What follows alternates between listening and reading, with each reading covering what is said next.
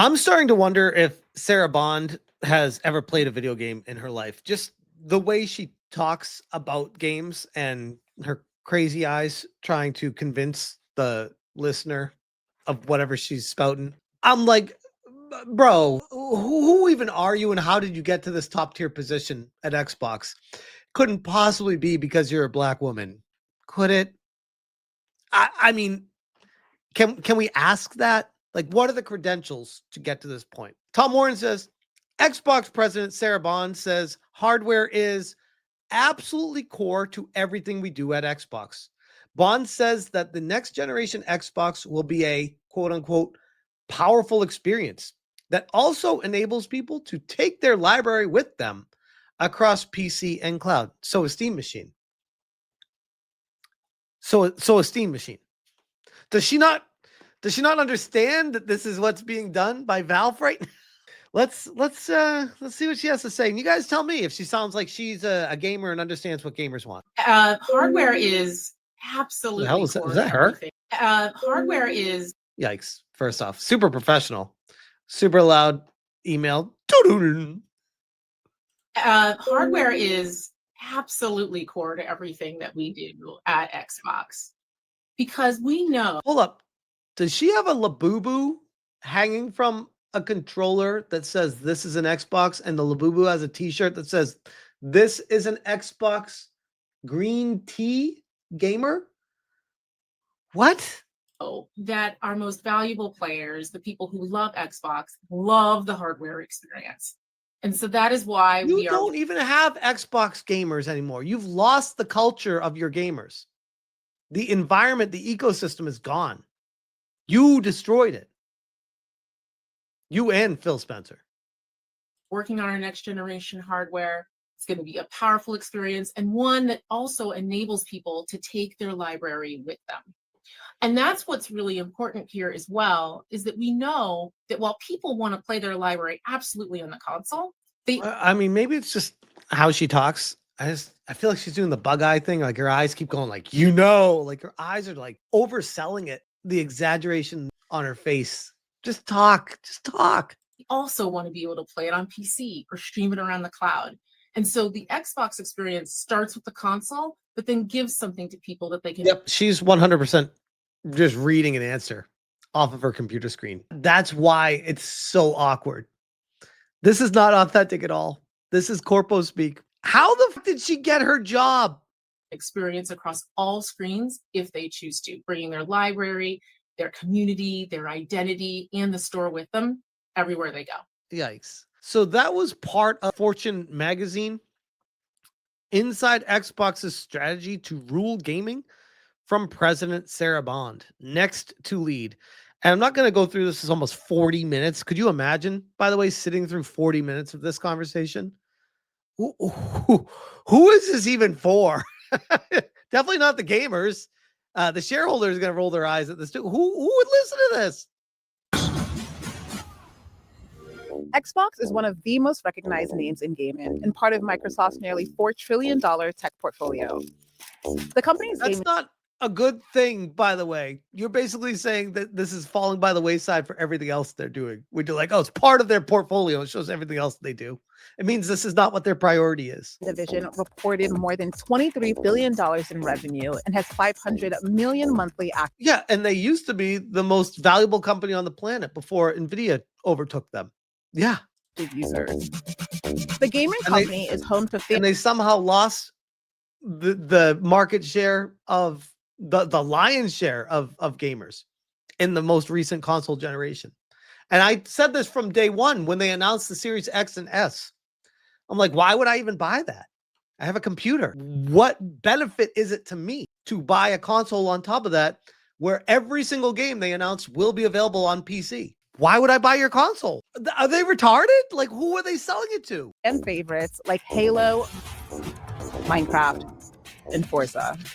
And through recent acquisitions, they've added major franchises such as Call of Duty. Oh, Call of Duty. How's Call of Duty working out for you right now, Microsoft? Diablo, and the Elder Scrolls. Xbox is also leaning into a multi-platform play anywhere strategy and testing new subscription tiers and price increases. For this episode of Next to Lead, I'm speaking with Sarah Bond, president of Xbox, about what it takes to lead through change. We explore her leadership strategy, taking user feedback head on. This whole generation is lost. This is so sad. Like to see it in real time crashing and burning with the people in charge of it. And the future of Xbox's gaming ecosystem. All that after the break. Are you ready to nurture what's next? What the Reimagine industries. hell? To turn bold ambition. Is this an advertisement? What the fuck? Anyway, she's gonna intro what Sarah Bond and her expertise in gaming is. Let's hear the history here. Sarah Bond, president of Xbox, thank you so much for joining us on Fortune Next to Lead. It's awesome to be here. Thank you. Let's jump right into things because this is going to be a super engaging conversation. What a fun job you have. This is so fake. Why can't they just are these people unable to just have a conversation? Everything has to be, let me read the question and pretend I actually know what I'm talking about. I don't want to start where you are now. I want to go to your early days because you began your career at McKinsey. You later held senior strategy roles at T-Mobile before joining Microsoft around 2017. The fuck's McKinsey? T-Mobile's a phone company. What's that have to do with video games? I think we found our problem. Obviously, you're now at Xbox, which is owned by Microsoft. What drew you from consulting into the technology space? Well, I started out just loving the. How come she has to read an answer about being authentic about where she started from? If I'm doing an interview or if I'm streaming with Phil Spencer and he's like, so how'd you get your start in the industry, Smash?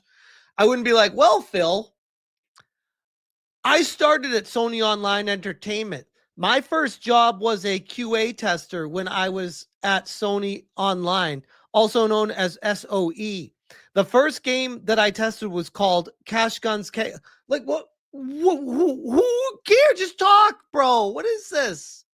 What is this? Breadth of experiences I could get with consulting. I got to work at all sorts of different companies. I did a ton of work in tech. Okay, so generalizations. I got to work with all sorts of different companies. Okay. What did you do? I got to work in tech. What did you do? I'm a people person. I did a ton of work with consumer businesses. And really early on, I had this hypothesis that consumer tech was going to be a really big thing. What a fucking leap. You think consumer tech was going to be big? Duh. She says that like she's the only one that thought of that. Which now seems quite obvious in the world that we live in It always was. What the hell? Is she serious right now? today. But this was around like 2004, 2006. So Apple hadn't launched the iPhone yet. You know, Facebook was still a website. A lot of the things that we use day to day didn't exist. She is in over her head right now. She is not qualified for her position. This is why she never does any kind of talks. This right here. Because once you open your mouth, you remove all doubt. And so I went and I specialized at McKinsey into working in the intersection of consumer and tech. And I got to work with retail businesses, CPG businesses. I got to do work with tech products. I got to do work with tech services. And it gave me this huge breadth of My life is pain. experience that I'm so happy to have today, because I saw all of these different situations, got to work in all of these different industries. And it led me eventually to going to work at T-Mobile full time. People are saying, by the way, Ronan, let me bring this up. This is not the first comment I've seen. I've had actually multiple people DM me today after I posted this, referencing how she's very similar to Kamala Harris, where it's like, she actually doesn't know shit about anything. She just talks and people are like, okay, black woman, president, sure. What are your qualifications? You knew consumer tech was gonna be big in 2004? What? What have you accomplished? What have you created technologically? What have you done to be in charge of one of the biggest companies, biggest parts in the history of the world? What have you done? And that leap was a really exciting one because it got me to this place where I was like, hey, I've been working on like very specific problems. Like when you're a consultant, you come into a company, you have a specific problem, you work on it for 3 to 6 months, and then you're gone. And then when I went to go work at T-Mobile full time, I actually got to be part of the company. So you got to see, hey, it's not actually about all of these specific things. It's about how everything comes together. It's about how all of the So the hand movement thing, that's like a when you don't know how to explain something and you're trying to distract people while you're talking. Do one of those. teams work together. And you get into this situation where you have peers that you can lean on, and they have their expertise and you have your expertise, and you're not competing for anything across each other. You both have the same goal and you get to work together to deliver that. And once I started on that path, I never really looked back. Why gaming in particular? Oh, well, what happened was Oh boy, here we go. Here we go. Well, you see, actually my whole time growing up, I played games. I first started I totally played games. My favorite games were the ones on the Nintendo and other games. playing games when I was like 6 or 7 years old with my dad. He was a big gamer and he loved to use it as a way to just bond and spend time with me. So the first game I ever played with him was King's Quest 2. We played it on a very simple PC. You had to read the text to figure out what was going on. Is she really gonna go with the experience of King's Quest 2 when she was 6 years old? This is her experience. And then we just went from there. We tried all sorts of things. He brought me pretty much every console that existed. I had a PlayStation, I had an Xbox, I had Game Boys. And it was a big part of how he and I would bond and spend time together. What games? What did you play? We'd either both play the same game and we would like talk on the phone. I went to boarding school for a bit, so we would talk on the phone, like, where are you in this game? And how do you figure this out? In this game and that game. And trust me, bro, I totally played games. Or when I would go home on weekends, I would like sit down with him and he would watch me play and we would talk about it and have a really fun time. What game? How she's not named any games outside of King's Quest 2 when she was 6.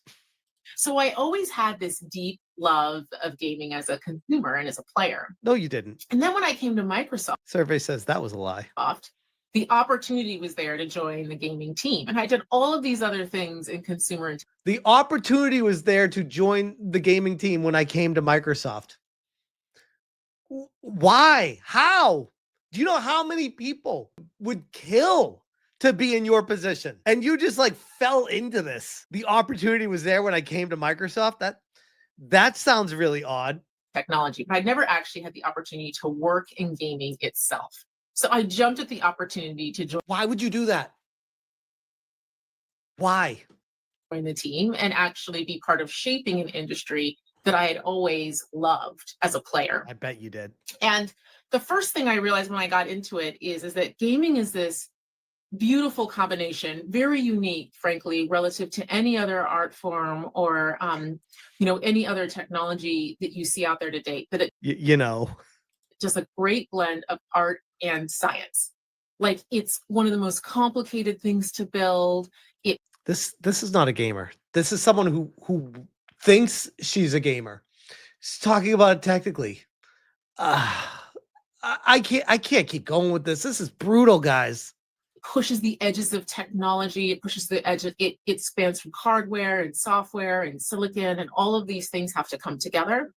But then you also have creators who are creating beautiful stories that have an experience they want to give you or a story they want to tell that they want you to play through. And it brings I bet she thinks right now that she sounds really smart. both together. And so the opportunity to work on that, once I got hooked and actually being part of the industry and seeing all of the things that come together with. Once I got hooked. Wait, didn't you just say that you loved gaming? What do you mean once I got hooked? You should have been hooked when you took the job. That's what you just said. What do you mean? It, I pretty much couldn't stop. It seems as though you That's a straight up lying. She literally just called herself out. She's like, I came to Microsoft and the opportunity was there. And since I always loved games, I jumped at it. And then she proceeds to explain what she thinks gaming is. And once she learned about it, then she got hooked on it. Like, wait, you just said that you played games your whole life. What the hell? I can't keep going with this. I posted this on X earlier today, and I genuinely meant it. Does Sarah Bond even care about video games? Angry Badger. I remember when she first came on board, she told a totally real story about playing a video game with her father once. So clearly, she's an expert on the subject, and it's the domineering force in her life. Alucard laughs. No. Neither of those controllers on the wall have any tear or sign of use on them. Game controllers are not display. True gamer would have those to be working docking stations, so you can grab any one of those to play. I mean, I got controllers literally everywhere around me. So yes, I would agree to that. I said in response to VGT Gaming News, I said cancel it and quit. In an interview with Fortune magazine, Sarah Bond talks about Xbox's future hardware. Sarah, we're working hard on a next generation hardware. It's going to be a powerful experience and one that also enables people to take their library with them. And that's why it's really important here as well, is that we know that while people want to play their library absolutely on the console, they also want to be able to play it on PC or stream it around the cloud. Again, so a Steam machine.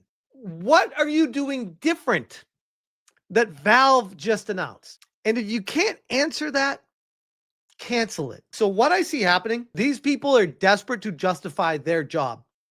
And they need to come out with something to say, this is what I created. This is what we made while I was here.